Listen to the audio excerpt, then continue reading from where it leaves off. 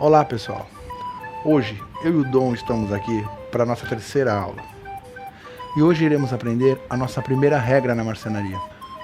Quando precisamos bater em uma ferramenta de ferro, nós utilizamos uma outra ferramenta também de ferro. Logo, quando há necessidade de batermos em algo de madeira, utilizaremos uma ferramenta que seja também de madeira. Ou seja, em ferro se bate com ferro e em madeira se bate com madeira. Vamos aos exemplos. Uma talhadeira de arrancar pisos ou azulejos, por exemplo. Batemos nela com uma marreta de ferro. Em um prego de ferro, nós bateríamos com um martelo de ferro também. E no caso de um formão, mesmo a ponta sendo de ferro, o local onde vamos bater, o cabo, é feito de madeira. Então precisaremos também de uma ferramenta de madeira para batermos no cabo do formão. Um macete, ou como alguns gostam de chamar, martelo de madeira, ou ainda marreta de madeira.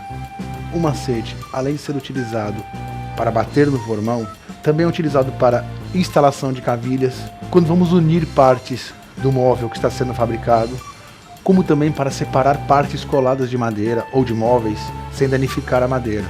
E claro, principalmente serve para entalhar.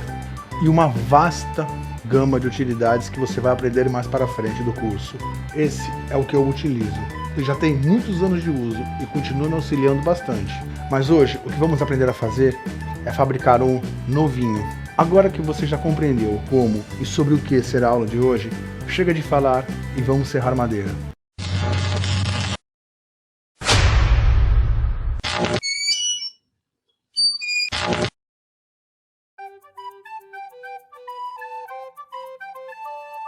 Bom, para começarmos, eu peguei 4 sobras de caibro, inclusive uma delas está até com tinta.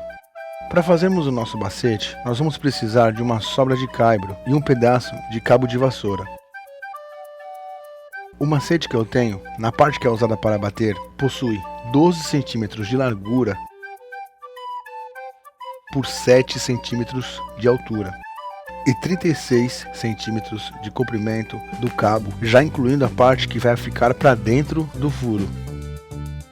Eu vou optar pelo pedaço de caibro mais largo, esse. Ele tem 8 centímetros de altura, está perfeito.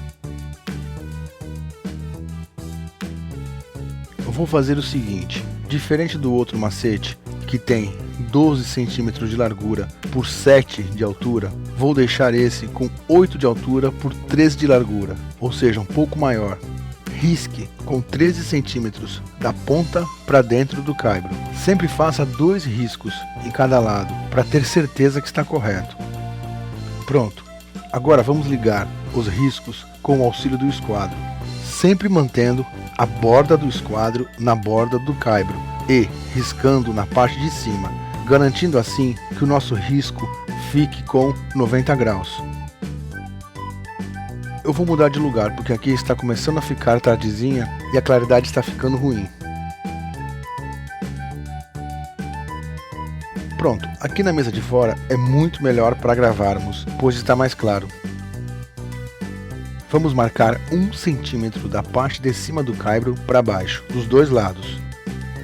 Agora faça a mesma coisa do outro lado. Marque 5 centímetros da ponta para dentro, na parte de cima, e do outro lado também.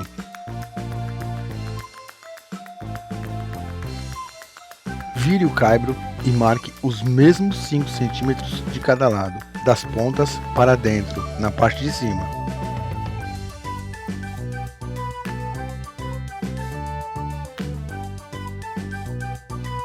Agora que você já fez os riscos com 5 centímetros e os dois de 1 centímetro da borda de cima para dentro do caibro, risque uma linha diagonal daqui até aqui e do outro lado a mesma coisa.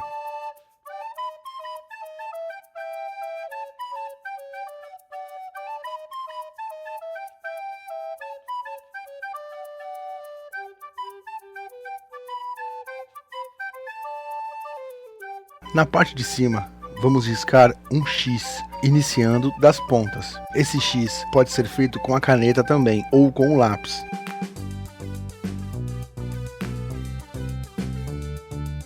Onde o X se encontra, bem no meio, no centro, marque um traço.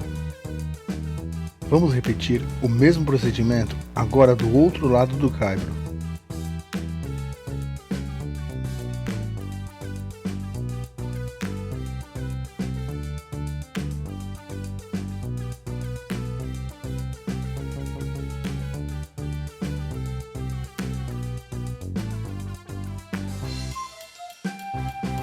Agora vamos fixar esse pedaço de caibro na nossa morsa para cortá-lo. Podemos cortar com o serrote, com o arco de serra ou mesmo com a serra circular. Eu vou cortar com o serrote. Se cansar muito, terminarei no arco de serra.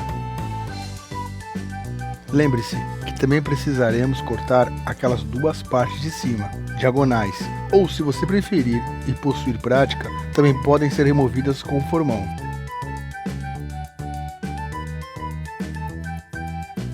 Para adiantar, eu cortei o meu com um arco de serra.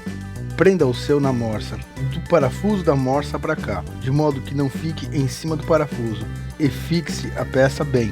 Agora vamos bater o prego bem no meio do X para marcá-lo. Não precisa pregar o prego todo, é só para fazer uma marca na madeira.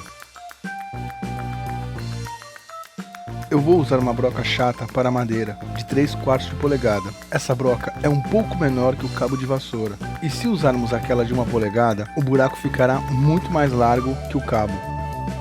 Há duas maneiras de fazermos este furo. Primeiro, fure mais ou menos até o meio. Agora vire a peça e naquele outro X do outro lado, marque com um prego bem no centro e inicie outro furo. Agora desse lado, até que o buraco se encontre com o outro que você fez anteriormente. A segunda opção é que você também pode furá-lo até o final direto, vazando a peça com a broca, sem necessidade de virá-lo. Olhe como ficou vazado. Agora vamos prendê-lo na morsa e passar a grosa do lado reto para remover essa tinta velha e essa camada empoeirada que se formou na superfície da madeira. Agora vamos prender a peça de lado na nossa morsa. E vamos passar a grosa redonda dentro do buraco para acertar alguma eventual farpa que tenha ficado ou falha deixada pela broca. Mas vá devagar e sempre testando com o cabo de vassoura, pois ele não poderá entrar com folga. Passe a sua grosa redonda dentro do buraco com movimentos circulares. Note que o cabo de vassoura ainda está mais grosso do que o nosso buraco. Agora vou medir e riscar o tamanho exato que deve entrar e dar uma debastada com a grosa na ponta do cabo de vassoura. Vá debastando e testando dentro do buraco. Precisa entrar com uma certa pressão, mas não exagerada.